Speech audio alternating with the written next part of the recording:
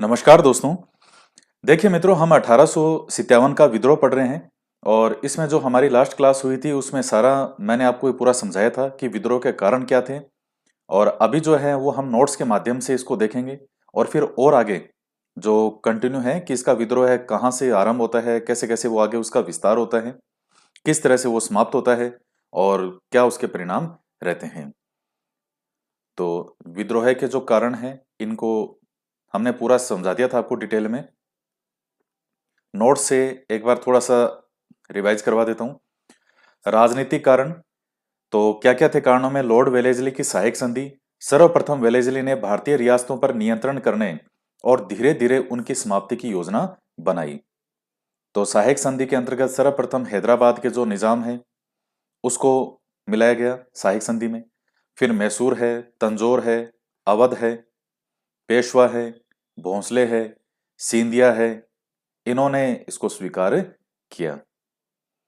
तो ये सब हमने पढ़ लिया था। प्रश्न आपका कैसे बनेगा कि सर्वप्रथम किसने मिलाया, या फिर वो आपका आपसे सीक्वेंस पूछ सकता है कि जो है इनको बढ़ते हुए क्रम में जो है वो संतुलित करें या सुमेलित करें।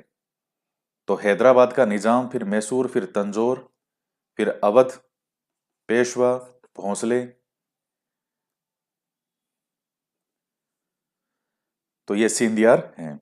उसके बाद लॉर्ड डलहौजी की व्यवगत नीति, तो डॉक्ट्राइन ऑफ लैप्स भी कहते हैं इसको।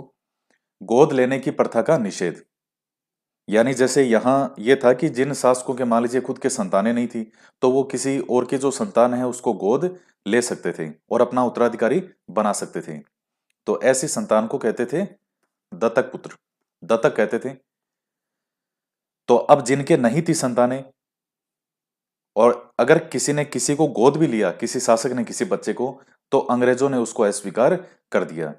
तो ये डलहौजी था, इसने ये किया कि जिसके गोद लेने की जो प्रथा है अब वो आज से बंद है, और जिनके आगे उत्तराधिकारी नहीं है, उनकी जैविक संतान नहीं है, उनका विलय अंग्रेजी साम्राज्य में जो ईस्ट इंडिया कंपनी है उसमें कर दिया जाएगा। तो इसके तहत सबसे पहले जो मिलाया गया था वो था सतारा 1848 में। फिर जैतपुर, संबलपुर 1849। इनका भी सीक्वेंस ध्यान में रखना है आपको। बघाट, उदयपुर और फिर झांसी, नागपुर इत्यादि का विलय अंग्रेजी साम्राज्य में कर दिया गया।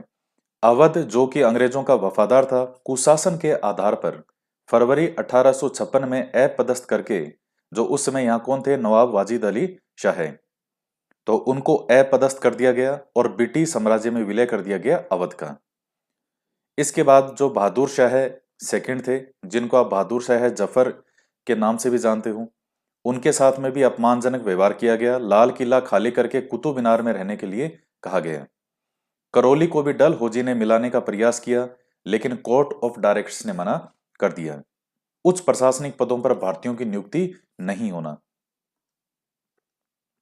इन सब बिंदुओं को विस्तार से जो पिछला वीडियो था उसमें आपको समझा चुका हूं। और सर सैयद अहमद खान ने 1858 में अपनी पुस्तक ए शबाब ए बगावत ए हिंद जो है, इसमें लिखा कि विद्रोह का सबसे बड़ा कारण भारतीयों का प्रशासनिक तंत्र में उच्च पदों पर नियुक्ति का नहीं होना था। इस देखिए ये वाला जो प्रश्न है, इसको इस तरीके से भी आपसे वो एग्जाम में पूछ सकता है कि भारतीय भाषा में 1857 के विद्रोह के कारणों पर लिखने वाला प्रथम भारतीय कौन था? तो भारतीय भाषा में 1857 के विद्रोह के कारणों पर लिखने वाला प्रथम भारतीय कौन थे? तो वो थे सर सैयद अहमद खान। तो 1858 में ही इन्होंने अपनी पुस्तक जो है इसको लिख दिया था। आर्थिक कारण, औद्योगिक उपनिवेशवाद नीति के तहत कंपनी भारत के कच्चे माल को ब्रिटेन पहुंचाने लगी और वहां से बने माल को भारतीय बाजार में लाने लगी, जिससे असमान व्यापार का जन्म होता है। परिणाम स्वरूप भारतीय हस्तशिल्प और कुटीर उद्योग समाप्त हो जाते हैं। इसमें संलग्न शिल्पी और श्रमिक जो है वो बेरोजगार हो गए। भारतीय किसानों का शोषण बढ़ जाता है। किसान अकाल और भूखमरी का शिकार होता जाता है। तो ये सब कारण आपको समझा दिए थे। सामाजिक और धार्मिक कारण, अंग्रेज भारतीयों को हेय दृष्टि से देखते थे, हिंदुओं को बर्बर और मुसलमानों को कट्टरपंथी, निर्दयी और बेईमान समझते थे, भारतीयों को काले की संज्ञा भी दी कि तुम क्या हो, काले हो। सती प्रथा, नर बलि का दमन, कन्यावध, दास प्रथा, विधवा पुनर्विवाह, बाल विवाह अधिनियम, अंतरजातीय विवाह का समर्थन। तो ये इस तरह से जो है अंग्रेजों ने कई समाज में सुधार के प्रयास किए। तो लेकिन यहाँ के लोग जो थे उन्होंने ये समझा कि ये हमारे धर्म पर आघात है, हमारी जो परंपराएं हैं उन पर आघात है। तो इस बात को लेकर के भी यहाँ के जो लोग थे उनके अंदर नाराजगी थी।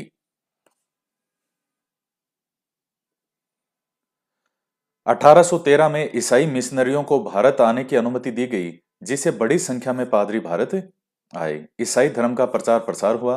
कंपनी के अध्यक्ष मेंजिलस का हाउस ऑफ कॉमन्स में कहा गया बयान है, बयान क्या इसको कहेंगे, स्टेटमेंट है। तो मेंजिलस ने, कर दीजिए इसको, कंपनी के अध्यक्ष मेंजिलस ने हाउस ऑफ कॉमन्स में यह कहा कि परमात्मा ने हिंदुस्तान का विशाल साम्राज्य इंग्लैंड को इसलिए सौंपा है ताकि हिंदुस्तान में एक सिरे से दूसरे सिरे तक ईसाई धर्म के पताका फहराने लगे। 1837 में अकाल में मिशनरियों ने अधिक संख्या में अनाथों को ईसाई बनाया। मेजर एडवर्ड ने क्या कहा था कि भारत पर अधिकार का अंतिम उद्देश्य देश को ईसाई बनाना है। 1850 में धार्मिक अयोग्यता अधिनियम पारित किया गया। ईसाई धर्म अपनाने पर पैतृक संपत्ति से वंचित नहीं होता था। पहले अगर कोई व्यक्ति मान लीजिए दूसरे धर्म में जा रहा है तो वो पैतृक संपत्ति से भी वंचित कर दिया जाता था। लेकिन कोई व्यक्ति अगर मान लीजिए हिंदू धर्म से ईसाई धर्म में आ रहे हैं तो उसको पैतृक संपत्ति से वंचित नहीं किया जाता था। फिर आता है सैनिक कारण। सैनिक कारण क्या है कि भारतीयों को सेना में उच्च पद नहीं मिलता था। चार्ल्स नेपियर ने भारतीय सैनिकों को उच्च जातीय भाड़े के सैनिक कहा, जिन पर उसका कोई विश्वास नहीं था। ये स्टेटमेंट जो है वो सबके याद रखने हैं आपको। असमान वेतन, भेदभाव की नीति ये सैनिकों के साथ में अपनाई जाती थी। 1856 में कैनिंग के समय जो है वो सामान्य सेना भर्ती अधिनियम आता है। और क्या था इसमें कि बंगाल के भावी सैनिकों के लिए यह आवश्यक कर दिया गया कि कहीं भी सरकार को आवश्यकता होगी उन्हें जाना पड़ेगा। सैनिकों को समुद्र पार भी भेजा जाएगा और समुद्र यात्रा हिंदू धर्म के क्या थी, प्रतिकूल थी। तो लोग इसको सही नहीं मानते थे, धर्म भ्रष्ट मानते थे कि इसका धर्म भ्रष्ट हो जाता है। उसके बाद आता है तात्कालिक कारण। तात्कालिक कारण क्या था? तात्कालिक कारणों में कैनिंग द्वारा सैनिकों के प्रयोग के लिए ब्राउन बेस के स्थान पर एनफील्ड राइफल का प्रयोग शुरू किया गया। इसमें कारतूस को लगाने से पूर्व दांत से खींचना पड़ता था। हिंदू और मुस्लिम दोनों इन चर्बी वाले कारतूसों से भड़क उठे। गाय और सुअर की चर्बी लगाने से जो हिंदू और मुस्लिम है वो दोनों ही भड़क उठे और उसके बाद में फिर ये विद्रोह की शुरुआत होती है। तो ये एक कारण था उस समय का। जो उस समय का तात्कालिक कारण क्या था? तो वो ये था एनफील्ड राइफलों का इस्तेमाल। यहां तक मैंने आपको सारा पढ़ा दिया था। तो अब हम आगे पढ़ते हैं विद्रोह का आरंभ और विस्तार। तो कहां से इसका आरंभ होता है और किस प्रकार से आगे विस्तार होता है। तो पहले आपको मैं समझा देता हूं सारी चीजें, क्योंकि समझाने वाली चीजें डिटेल में होती है और फिर जो मेन मेन पॉइंट है वो आपको नोट्स के रूप में, फैक्ट के रूप में है। देखिए, जब ये चर्बी वाले कारतूसों का विरोध हुआ तो सैनिकों में अशांति फैल जाती है इस चीज को लेकर के। और 23 जनवरी 1857 को, अब ये देखिए शुरुआत की कुछ घटनाएं हैं छोटी मोटी। दमदम के जो सैनिक थे इन्होंने क्या किया, कारतूसों का प्रयोग करने से इनकार कर दिया। इसके बाद में फिर एक छोटा सा घटनाक्रम और आता है कि 26 फरवरी 1857 को जो बहरामपुर है, कहां से, कलकत्ता से लगभग 120 मील की दूरी पर है। तो वहां पर जो 19वीं NI बटालियन थी, उस बटालियन ने भी कारतूस का प्रयोग करने से मना कर दिया और विद्रोह कर दिया। इसके बाद में मेन घटनाक्रम आता है 29 मार्च का। 29 मार्च 1857, ये तिथि बहुत महत्वपूर्ण है। इस दिन क्या हुआ था कि जो बैरकपुर छावनी है, बंगाल में मुर्शिदाबाद के पास में बैरकपुर छावनी, तो इस बैरकपुर छावनी का एक सैनिक था मंगल पांडे, और ये बटालियन कौन सी थी? 34वीं NI रेजिमेंट। तो मंगल पांडे जो है, इसने उन कारतूसों का, चर्बी युक्त जो कारतूस थे, उनका प्रयोग करने से मना कर दिया कि मैं तो इसका प्रयोग नहीं करूंगा। और जो इसके साथी थे इस 34वीं बटालियन के, 34वीं रेजिमेंट के, उनको भी मंगल पांडे कहता है कि भाई आप सब भी जो है वो इसका, देखिए मंगल पांडे पर एक मूवी भी बनी हुई है आमिर खान की, मंगल पांडे के नाम से एक अच्छी मूवी है, आपको देखनी चाहिए। उसमें एक उसका दोस्त भी होता है मंगल पांडे का, कैप्टन गार्डेन, कैप्टन गार्डेन। उस मूवी को देखिएगा, वो अच्छा मित्र होता है मंगल पांडे का। यहां से आपका एक बहुत अच्छा प्रश्न बनता है कि जो कैप्टन गार्डेन है, वो एकमात्र अंग्रेज था 1857 की क्रांति के समय जिसने अंग्रेजों के विरुद्ध युद्ध किया। बाकी जो अंग्रेज तो थे ही थे सारे दूसरी तरफ, लेकिन ये अंग्रेज होकर के भी इसने अंग्रेजों के विरुद्ध ही जो है वो विद्रोह किया था, युद्ध किया था। तो ये मंगल पांडे का बहुत अच्छा मित्र था, और उस मूवी के अंदर भी इसको दिखाया गया है कैप्टन गार्डन को। और ये एग्जाम के अकॉर्डिंग भी आपका प्रश्न है, बाहर के एग्जाम रहे कब, काफी बार पूछा गया इसमें से। तो जो 34वीं NI रेजिमेंट थी, इसको भी यह मंगल पांडे सबको, अपने साथियों को कहता है कि कोई भी जो है इन कारतूसों का प्रयोग नहीं करे। तो इसी वाद विवाद के अंदर एक अंग्रेज अधिकारी होते हैं, एक तो होता है सार्जेंट हुरसन और एक होता है लेफ्टिनेंट बाग, और इन दोनों को जो है वो गोली मार देता है। कौन? मंगल पांडे। इसमें बाग जो है ये तो मारा गया, और जो हुरसन है वो बच जाता है। लेकिन अब मंगल पांडे ने अपने अंग्रेज अधिकारियों पर गोली चलाई है। तो 8 अप्रैल 1857 को, 8 अप्रैल 1857 को मंगल पांडे जो है इसको फांसी दे दी जाती है। तो 29 मार्च को यह घटनाक्रम हुआ बैरकपुर छावनी में, और मंगल पांडे को फांसी कब होगी? 8 अप्रैल को। तो 29 मार्च और 8 अप्रैल, देखिए 9-10 दिन बाद में ही मंगल पांडे को फांसी दे दी गई। और ये जो 34वीं रेजिमेंट थी, इस रेजिमेंट को अंग्रेजों के द्वारा भंग कर दिया गया, डिसमिस कर दिया गया कि अब कोई रेजिमेंट नहीं है। अब जब चर्बी वाले कारतूसों का जो ये विरोध होता है, यहां पे मंगल पांडे को फांसी दी जाती है, तो ये जो फांसी की गूंज थी, ये बहुत आगे इसने विस्तार का काम किया।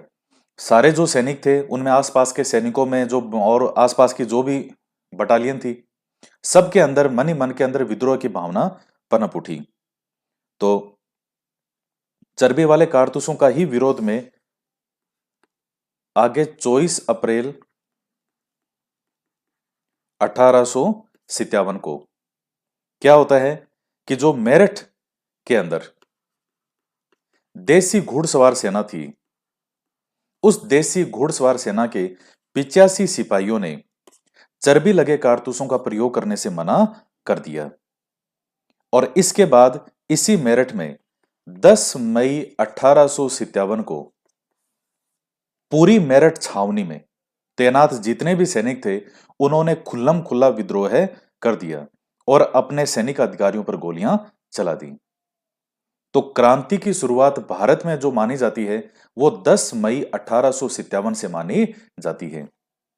एक जो आप तिथि पढ़ते हैं 31 मई की, कि जो 31 मई को संपूर्ण भारत में एक साथ क्रांति की जो योजना बनाई गई थी, वो अहमदुल्ला नाम का व्यक्ति आगे आएगा जो कि फैजाबाद से संबंधित है, कि अहमदुल्ला ने, जो ये थे नाना साहेब, इनके साथ मिल करके और संपूर्ण भारत में एक डेट डिसाइड की थी कि 31 मई को हम एक साथ विद्रोह, पूरी भारत के अंदर क्रांति करेंगे।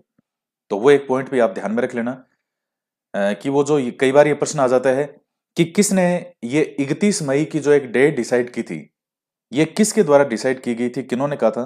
तो जो ये अहमदुल्ला, क्या सॉरी, ये अजीमुल्ला, ये स्लिप हो गया, नाम मिलते जुलते हैं।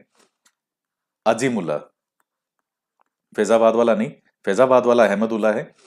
अजीमुल्ला जो है, इसने बिठूर में नाना साहेब के साथ मिलकर के और विद्रोह की योजना को जो अंतिम रूप दिया, और कि 31 मई से हम पूरे भारत में एक साथ क्रांति करेंगे।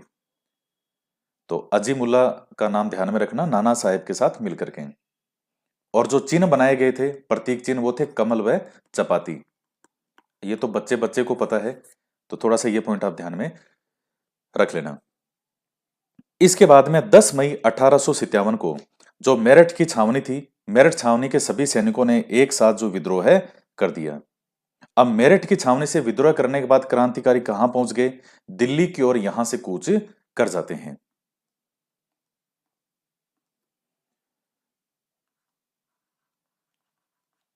1857 की क्रांति का विस्तार पढ़ रहे हैं हम। अब यहां से जो सैनिक हैं वो कहां कूच कर गए? दिल्ली। कौन से सैनिक? मेरठ की छावनी के। और जब पूरा इन्होंने अंग्रेज अधिकारियों पे गोलियां वगैरह चला दी, तो उस समय देखिए मेरठ के अंदर भी एक अंग्रेज अधिकारी और था, जिसका नाम आता है जनरल हैबिट। General habit. तो वो जो जनरल हैबिट था, उसके पास 2200 यूरोपीय सैनिक थे उस समय वहां मेरठ की छावनी में। लेकिन उसने इनको रोकने का कोई प्रयास नहीं किया, क्योंकि संख्या में बहुत ज्यादा थे मेरठ के सैनिक। और जब पूरी तरह से विद्रोह उन्होंने कर दिया, तो इन्होंने भी देखा कि इनको रोकने का कोई फायदा नहीं है, बेमतलब में सभी मारे जाएंगे, ये यहां से जा रहे हैं, इनको जाने दो। तो सैनिकों ने विद्रोह कर दिया। उसके बाद वो मेरठ के सैनिक कहाँ आगे? दिल्ली आ जाते हैं। ऐसा कहते हैं 11 मई को सैनिक जो है वो दिल्ली पहुंचे, और 12 मई 1857 को इन सैनिकों ने जो मुगल सम्राट था बहादुर शाह द्वितीय, बहादुर शाह द्वितीय या बहादुर शाह जफर के नाम से भी आप जानते हो। और बहादुर शाह प्रथम कौन था? औरंगजेब का बेटा था वो। जब 1707 में औरंगजेब की मृत्यु होती है, तो औरंगजेब की मृत्यु के बाद में जो शासक नया मुगल सम्राट बनता है, उसका नाम था बहादुर शाह, जिसको आप बहादुर शाह प्रथम के नाम से जानते हो। 1857 के समय जो बहादुर शाह है वो है बहादुर शाह सेकंड, या ये जफर नाम से शायरियां लिखते थे और व्रत थे, बुजुर्ग थे। तो बहादुर शाह जफर को अपना नेता घोषित कर देते हैं और इनको पुनः हिंदुस्तान का पूरा मुगल सम्राट बना देते हैं, क्योंकि अंग्रेजों ने इनको पूरी तरह से महत्वहीन कर दिया था कि काय का सम्राट, कौन सा सम्राट। लेकिन इन सैनिकों ने इनको अपना सम्राट बना दिया। और ये यहाँ पर जैसे कई अंग्रेज वगैरह अधिकारी होते हैं, वो कई इसमें मारे जाते हैं। जैसे कई एक अंग्रेज अधिकारी आता है रिप्ले यहाँ पर इस समय, और तो रिप्ले जो है वो यहाँ पर मारा जाता है। और बाकी यहाँ का जो शस्त्रागार था, उस पर भी सब तरह से सैनिकों का अधिकार हो गया। तो जब दिल्ली पर विजय प्राप्त कर ली सैनिकों ने, तो ये खबर जो है फिर वो हर जगह फैल जाती है, क्योंकि दिल्ली आप जानते हैं कि भारत का प्रमुख सेंटर पॉइंट था, मतलब प्रमुख आप केंद्र कह सकते हो, क्योंकि दिल्ली हिंदुस्तान का मुगल सम्राट दिल्ली में था।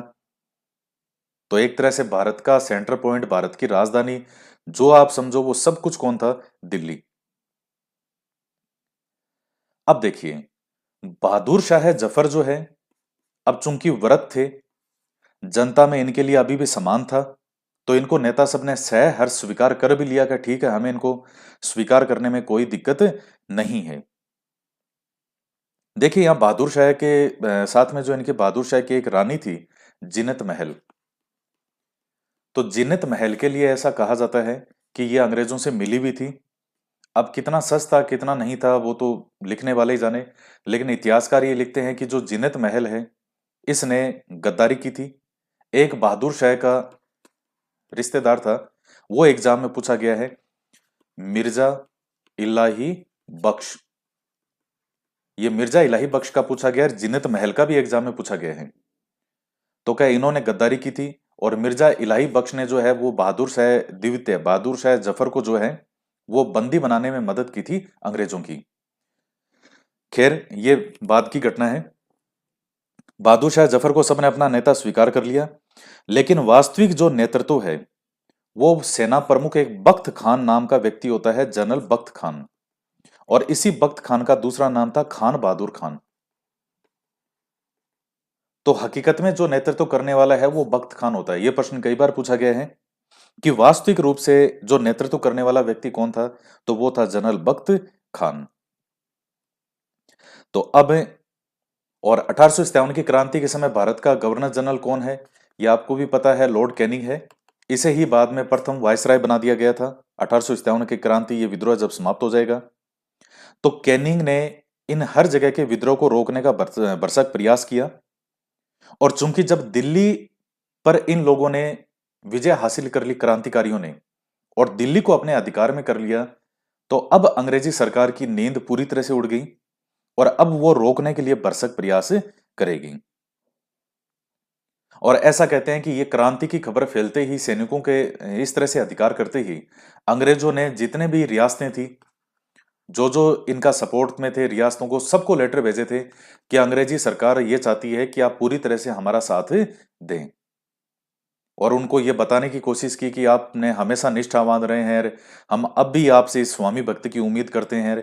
इस तरीके के लेटर भेजे गए थे सारी रियासतों को, क्योंकि उनको पता था कि अब हर जगह जो सैनिक हैं वो कहीं ना कहीं विद्रोह करेंगे। तो अब ये इस तरीके से रोकने का प्रयास करते हैं। और इसके अलावा जैसे कई अंग्रेज हैं, उन्होंने इनको, इस विद्रोह को दबाने का प्रयास किया दिल्ली के अंदर। अंग्रेजों ने कई जो राजाओं की सेनाएं बुलाई है पास में, जैसे पंजाब पास में ही था, पंजाब से सेना बुलाई, आओ भाई, कश्मीर है, पटियाला है, ये जिंद है, यहां के राजाओं की ये मदद लेता है कैनिंग। तो 14 सितंबर 1857 के आसपास यहां अंग्रेजों ने जो लगातार दिल्ली में इनसे संघर्ष वगैरह होगा क्रांतिकारियों से, और कई अंग्रेज आते हैं, जैसे सर हेनरी बर्नार्ड है। कोई इतना ध्यान में रखने की आवश्यकता नहीं है आपको, लेकिन थोड़ा सा ध्यान में रखना जरूरी है। हेनरी बर्नार्ड है, विल्सन है। तो इनकी सेनाओं को जो है वो क्रांतिकारियों ने घेर लिया। एक और अंग्रेज अधिकारी का नाम आता है निकलसन, तो वो भी दिल्ली में आता है। तो इस तरह से लगातार ये प्रयास चलता है। तो 14 सितंबर 1857 की जो डेट है, यहां से अंग्रेजी सेना ने कई जो ये थी राजाओं की सेनाएं, पंजाब, कश्मीर, पटियाला, जिंद, आसपास के कई राजाओं को बुलाया, क्योंकि उस वक्त पास दिल्ली के पास में तो यही थी भाई, दिल्ली के आसपास तो यही है। ये सारे जो जैसे पटियाला, जिंद, पंजाब और उधर कश्मीर से भी बुला लिया सबको। तो 14 सितंबर 1857 से ये अंग्रेजों का लगातार ये संघर्ष होता है, किससे? यहाँ के क्रांतिकारियों से। और 20 सितंबर को, यानी कितने दिन का गैप आ गया? 6 दिन। 6 दिन तक ये संघर्ष चलता है। ये निकलसन जो है ये मारा जाता है क्रांतिकारियों के हाथों। लेकिन इतना है कि दिल्ली पर जो है वो अधिकार किसका हो गया था? वापस अंग्रेजों का हो गया था। और इन अंग्रेजों ने दिल्ली पर अधिकार करने के बाद में जो यहां पर नरसंहार किया, एक अंग्रेज अधिकारी का नाम आता है जो कि बंबई का उस समय क्या था? गवर्नर था। कौन था? Lord Elphinstone. इसका एक स्टेटमेंट है, वो आप ध्यान में रखो तो रख लेना। ये लॉर्ड एल फिंस्टन ये कहता है कि दिल्ली पर पुनः अधिकार के पश्चात जो ब्रिटिश सेना है, इनके अपराधों का वर्णन नहीं किया जा सकता। इस समय जो नरसंहार हुआ उसकी भयंकरता नादिर शाह के आक्रमण से भी अधिक थी। तो ये बंबई का गवर्नर जनरल जो खुद अंग्रेज है, लॉर्ड एल्फिंस्टन, ये कहता है कि अंग्रेजों ने वापस दिल्ली पर अधिकार तो कर लिया। इनका अंग्रेज अधिकारी था निकलसन, वो भी मारा गया, लेकिन अधिकार तो कर लिया।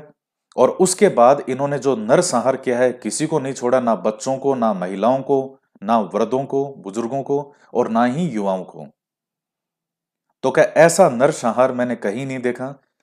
नादिर शाह का सुनते हैं कि नादिर शाह ने आक्रमण किया था, तो दिल्ली के अंदर नादिर शाह ने ऐसा ही खूनी जो खेल है, इसी तरह का खेल खेला था नादिर शाह ने। लेकिन उस नादिर शाह वाले का जितना जो हमने सुना है, उस नादिर शाह वाले से भी भयंकर जो नरसंहार है, वो इस समय अंग्रेजी सेना के द्वारा दिल्ली में किया गया था। अब इसके बाद में ये जो हडसन एक अंग्रेज अधिकारी हैं, और इस हडसन जो ये क्या करता है, इसका बहादुर शाह का एक रिश्तेदार जो मैंने आपको बताया था, मिर्जा इलाही बख्श, मिर्जा इलाही बख्श, इसकी मदद से इस सम्राट को बंदी बना लेता है। और सम्राट भी आत्मसमर्पण कर देता है। वो वैसे बुजुर्ग आदमी है, वो शायरियां लिखता था। अब उसको बना दिया लोगों ने।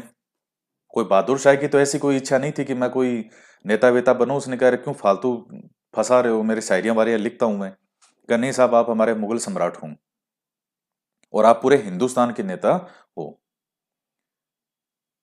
तो आत्मसमर्पण हो गया, उसको बंदी बना लिया उन्होंने। और बंदी बनाने के बाद में इसकी बेगम जो थी बहादुर शाह की, जिन्नत महल, तो जिन्नत महल के लिए कहते हैं कि अंदर की जो सारी न्यूज थी वो अंग्रेजों तक पहुंचाने का जो काम है वो जिन्नत महल कर रही थी। ये इलाई बख्श, जिन्नत महल। बाद में अंग्रेजों ने यहां से बहादुर शाह को रंगून भेज दिया, जो बर्मा यानी म्यांमार में। और जिन्नत महल के साथ ये बहादुर शाह को वहां चला जाता है। और वहीं 1862 के अंदर रंगून में ही बहादुर शाह की मृत्यु हो जाती है। तो कहते हैं कि अब आपको मैंने बताया था कि ये जो बहादुर शाह जफर है, ये शायर भी थे। और प्रसिद्ध जो शायर हैं मिर्जा गालिब, जिनका नाम आपने सुना ही होगा। हर शायरी में हम कहते हैं कि मिर्जा गालिब की शायरी है। मिर्जा गालिब उस समय 1857 की क्रांति के समय दिल्ली में ही मौजूद थे। और वो इनके बहादुर शाह जफर के दरबार के अंदर शायरी किया करते थे।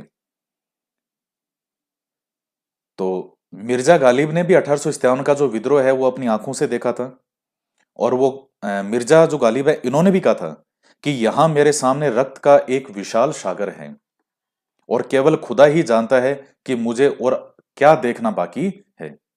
और जब बहादुर शाह जफर को भी जब रंगून ले गए तो इनका बिल्कुल मन नहीं था, क्योंकि इनकी इच्छा थी कि मैं हिंदुस्तान के अंदर ही, मेरे सारे जो मेरे पूर्वज हैं वो यहीं जिए यहीं मरे, तो मैं भी कहाँ दफन हूँ, हिंदुस्तान में। लेकिन इनको वो नसीब नहीं हुआ। तो ये शायरियां लिखते थे। इन्होंने एक काफी लंबी चौड़ी शायरी लिखी थी। उसमें एक दो लाइन है उसकी कि कितना बदनसीब है जफर, कितना बदनसीब है जफर, दफन के लिए 2 गज जमीन भी ना मिली कुए यार में, कुए यार में। तो कितना बदनसीब है जफर तू दफन होने के लिए। ये जफर नाम से शायरियां लिखते थे, तो अपना नाम जो है जफर इनकी शायरियों में आता था। 2 गज जमीन भी ना मिली कुवे यार में। कुवे यार का मतलब होता है प्रेमिका की गली, मोहब्बत की गली, या जो प्रेमिका की गली। तो ये जो वर्ड है प्रेमिका की गली, ये वर्ड इन्होंने इस्तेमाल किया हिंदुस्तान के लिए, कि मुझे मेरे हिंदुस्तान के अंदर 2 गज जमीन भी दफन होने के लिए नहीं मिली। तो इस तरह से ये शायरियां लिखते थे। अब बहादुर शाह जफर जो है, उनका खेल खत्म हो गया। वो कहां चले गए, रंगून उनको भेज दिया। इसके बाद में अब बहादुर शाह जफर के बेटे थे। जैसे एक का बेटा नाम था मिर्जा ख्वाजा सुल्तान, और एक और बेटा था जैसे मिर्जा मुगल, और एक इनका था पौत्र। ऐसे तो काफी संतानें थी। पौत्र था अबू बकर। तो इनकी संतानों को और इनकी पौत्र को, यानी पोते को, जो दिल्ली का लाल किला है, उस दिल्ली के लाल किले के सामने हडसन ने सबके सामने गोली मार दी। बख्त खान जो है उसका क्या हुआ, जो मैन जिसको सेनानायक हम कहते हैं, तो बख्त खान यहां से कहां चला जाता है, लखनऊ चला जाता है। और उसकी 1859 में मृत्यु हो जाएगी, 13 मई के आसपास। तो ये तो हो गया दिल्ली का। दिल्ली के बाद में हम बात करते हैं लखनऊ की। अब देखिए लखनऊ के अंदर कौन है, ये बेगम हजरत महल, बेगम हजरत महल। और यह घटनाक्रम कब होगा, 4 जून 1857 को। अब बेगम हजरत महल थी, इनका अल्पवयस्क यानी छोटा सा पुत्र था विरजिस कादिर, जो कि बच्चा था बहुत छोटा। तो इसको इन्होंने क्या कर दिया, नवाब घोषित कर दिया। और आपको मैं पहले ही बता चुका हूं कि अवध जो है उसको अंग्रेज अपने अंदर मिला चुके थे, तो इस चीज को लेकर के बहुत नाराजगी थी। जब ये इस तरह की खबरें लखनऊ आती है, भाई अवध की राजधानी वगैरह वो पूरा मेन क्या था, लखनऊ की बात कर रहे हैं हम, लखनऊ है सेंटर पॉइंट। तो बेगम हजरत महल के पास में जब ये खबरें आई क्रांति की कि 10 मई से मेरठ से शुरुआत हो गई है, तो इनको एक बहुत अच्छा अवसर नजर आता है। और बेगम हजरत महल ने क्या किया, 4 जून 1857 को विद्रोह कर दिया। ये तिथि याद रखना, 4 जून 1857। इनका छोटा सा बेटा था अल्पवयस्क विरजिस कादिर, इसको नवाब घोषित कर दिया। और चूंकि अवध की जो जनता थी उसमें अपने राजा, अपना जो राजा क्या नवाब कह लीजिए, अपने नवाब के लिए जो थे वाजिद अली शाह है, तो काफी लोग उनको मानते थे, उनका सम्मान करते थे। तो अवध के जो आम लोग थे, जैसे सैनिक हैं, आम जो जनता थी, किसान है, जमींदार हैं, उन सब ने इनका सहयोग किया। किसका, बेगम हजरत महल का। तो अब जो ब्रिटिश सेना थी वो इनका सामना नहीं कर पाई। यहां पर एक अंग्रेज अधिकारी का नाम आता है, ब्रिटिश रेजिडेंट था, हेनरी लॉरेंस। तो हेनरी लॉरेंस लगभग 2000 भारतीय सैनिकों के साथ में, यानी ये वो भारतीय सैनिक जो इनके विरुद्ध लड़ रहे थे यहाँ के लोगों के खिलाफ। तो अंग्रेजों की जो बटालियन थी, अधिकारी, अंग्रेज अधिकारी हेनरी लॉरेंस, इसके अंडर में ये भारतीय सैनिक थे 2000, जो कि किसके वफादार थे, अंग्रेजों के। इन सबको जान बचा के भागना पड़ा और ये यहां से जान बचा के भाग जाते हैं। तो इन्होंने जहां शरण ली, जान बचा के भागे, जहां शरण ली, क्रांतिकारियों ने पीछा नहीं छोड़ा और इनको सबको घेर करके आग लगा दी। इसमें कहते हैं कि जो हेनरी लॉरेंस है उसकी मृत्यु हो गई, हेनरी लॉरेंस मारा गया। इसके बाद में एक और अंग्रेज अधिकारी का नाम आता है ब्रिगेडियर इंग्लिश। कौन सा, ब्रिगेडियर इंग्लिश। तो इसने भी जो है इनको प्रयास किया, इनसे संघर्ष वगैरह करता है ये, लेकिन जो ये भी है, ये इंग्लिश वगैरह जो है ये भी सफल नहीं हुआ। फिर अंग्रेज अधिकारी है जनरल हैवलॉक और आउटरम, इन्होंने लखनऊ को जीतने का प्रयास किया लेकिन ये भी असफल रहे। देखिएगा हेनरी लॉरेंस ये तो मारा गया, ब्रिगेडियर इंग्लिश इसको भी सफलता नहीं मिली, हैवलॉक और आउटरम इनको भी सफलता नहीं मिली। और 4 जून से यह शुरुआत हुई थी विद्रोह की लखनऊ में। 4 जून से आते आते समय आ चुका है नवंबर का, नवंबर 1857। इस समय एक नया तेज तरार अंग्रेज अधिकारी को भेजा जाता है जिसका नाम है सर कॉलिन कैंपबेल, कैंपबेल। और कैंपबेल भी जो है किसके सहायता लेता है, गोरखा रेजिमेंट। गोरखा रेजिमेंट के जो सैनिक हैं वो पूरी दुनिया के सबसे वीर सैनिकों में माने जाते हैं। गोरखा रेजिमेंट की सहायता से ये पुनः लखनऊ पे अधिकार कर लेता है। तो 4 जून से ये शुरू हुआ था, तो जून, जुलाई, अगस्त, सितंबर, अक्टूबर, नवंबर, लगभग 6 महीने तक ये लगातार संघर्ष चलता रहा। राजस्थान के कोटा की बात करें तो कोटा के अंदर भी याद कीजिएगा 15 अक्टूबर 1857 को वो क्रांति का विद्रोह होता है। जो यहाँ के जो थे मेहराब खान और जयदयाल भटनागर, तो उनके नेतृत्व में पूरी कोटा के जो सैनिक वगैरह थे, सारे जो जनता थी, सब इनके विद्रोह के साथ हो गई थी, क्रांतिकारियों के। तो 6 महीने तक जो कोटा है वो भी क्रांतिकारियों के अधिकार में रहा था। और यहां लखनऊ के अंदर भी 6 महीने तक अंग्रेज हाथ पांव मारते रहे लेकिन इनको सफलता नहीं मिली। आखिर में जब ये कैंपबेल आता है तब आकर के इनको सफलता प्राप्त होती है। अब जो बेगम हजरत महल है, बेगम हजरत महल ने क्या किया? बेगम हजरत महल अब यहां से अपनी जान बचा के और भाग गई कि भाई अब कोई मतलब तो है नहीं ये, क्योंकि मैंने इतने अंग्रेज अधिकारियों को मारा है, इतना इनको मारा है, तो ये पकड़ते ही सीधा मुझे फांसी देंगे या गोली मारेंगे। तो बेगम हजरत महल जो है वो कहाँ चली जाती है? नेपाल चली जाती है। इसके बाद में बेगम हजरत महल के बारे में कभी कोई सूचना नहीं आई, कहाँ है, कब मृत्यु हुई, कि कब कहाँ क्या है। बस यहाँ बेगम हजरत महल की कहानी खत्म, और ये कहाँ चली गई? नेपाल चली गई। अब ये नेपाल चली गई, और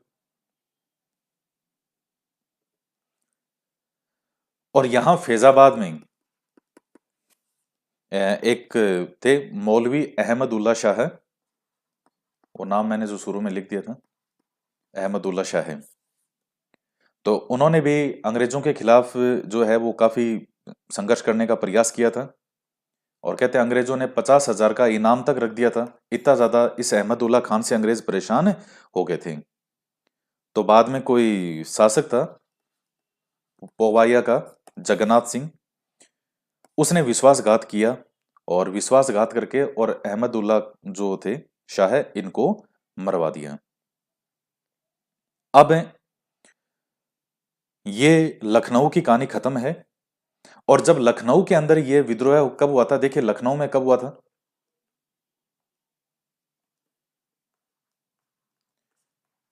4 जून को हुआ था। और ये 4 जून की आंधी जो है लखनऊ की, ये 5 जून को ही कहां पहुंच गई थी? कानपुर। और कानपुर के अंदर जो है वो पेशवा बाजीराव द्वितीय जो थे, पेशवा बाजीराव द्वितीय, तो इनके दत्तक पुत्र थे नाना साहेब। नाना साहेब, तो नाना साहेब का ही दूसरा नाम था दोदू पंत। तो यहां ये विद्रोह की शुरुआत हो जाती है 5 जून से कानपुर में, क्योंकि नाना साहेब की जो पेंशन वगैरह थी वो और अंग्रेजों ने बंद कर दी थी। तो उस बात को लेकर के काफी नाराजगी थी। नाना साहेब का जो सहयोग है वो कौन करेंगे? एक तो है तात्या टोपे, और दूसरे हैं अजीमुल्ला खान। तो यही अजीमुल्ला खान है, नाना साहेब और तात्या टोपे, तो इन्होंने मिलकर जो डेट डिसाइड की थी वो थी 31 मई 1857। तो ये अजीमुल्ला खान है, ये अहमद उल्ला जो शाह हैं ये अलग हैं। तो ये है अजीमुल्ला खान। तो तात्या टोपे नाना साहेब का एक विश्वस्त, बहुत ज्यादा विश्वास करने वाला सैनिक था। आप इसको सबसे मुख्य व्यक्ति था यहाँ का। तो तात्या टोपे और अजीमुल्ला नाना साहेब का सहयोग करते हैं, और सबने मिलकर विद्रोह कर दिया। और नाना साहेब को इन्होंने क्या कर दिया? पेशवा घोषित कर दिया। अब यहां क्या होता है? कानपुर में जो छावनी का कमांडर होता है अंग्रेजों का, जिसका नाम था व्हीलर, उस व्हीलर ने आत्मसमर्पण कर दिया, ताकि जो अंग्रेज स्त्रियां और जो बच्चे हैं उनको सुरक्षित इलाहाबाद पहुंचाया जा सके। लेकिन ऐसा कहते हैं कि जब वो नावों पे चढ़ के और इलाहाबाद के लिए रवाना होते हैं, तो एक जगह आती है सती चोरा, सती चोरा।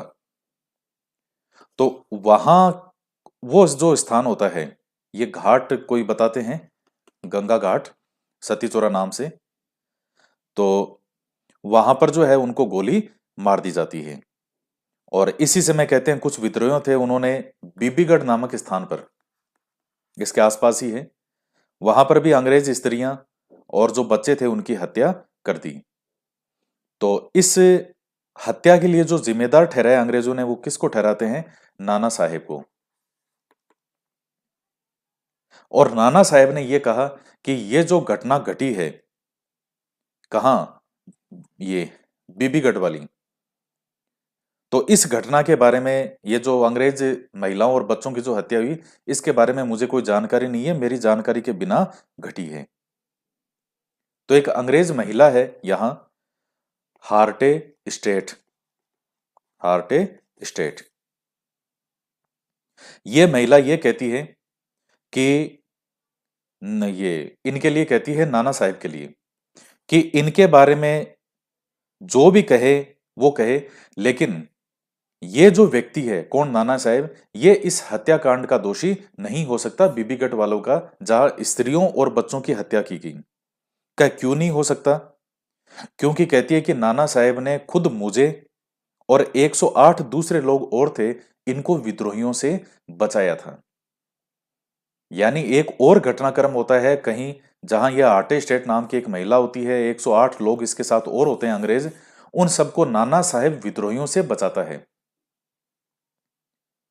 तब यह महिला कहती है कि मुझे ये तो नहीं पता, लोग कह रहे हैं कि जो ये घटना हुई है बीबीगढ़ वाली, जहां इतने सारे अंग्रेज महिलाओं और बच्चों को मार दिया गया, और चूंकि उसका दोष किस पे डाला जा रहा है, नाना साहब पे, तो जो व्यक्ति मुझे और मेरे साथ अंग्रेज बच्चों को और कईयों महिलाओं को और कईयों को जो बचाने वाला है, तो मैं कैसे मान सकती हूं कि नाना साहब ने ये बीबीगढ़ वाली जो घटना है ये की होगी।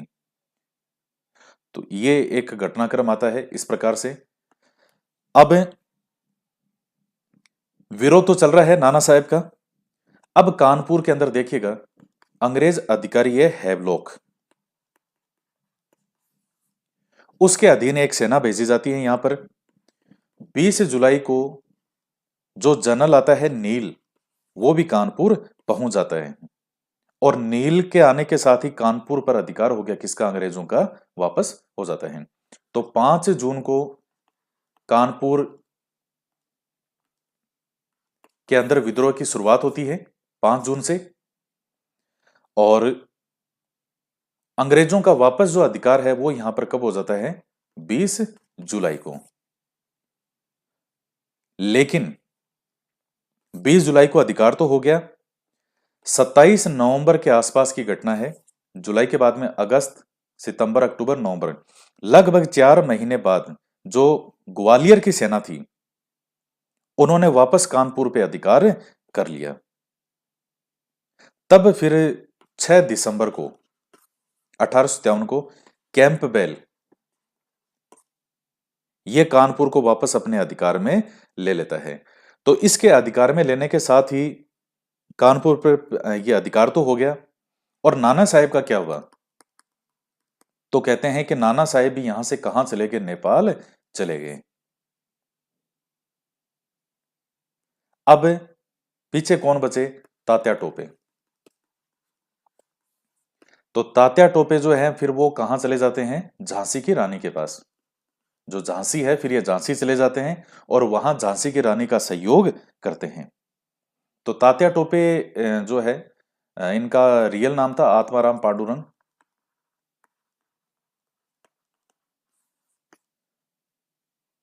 और आप भी जानते हैं, जो जब आप राजस्थान के संदर्भ में 1857 की क्रांति पढ़ते हैं, तो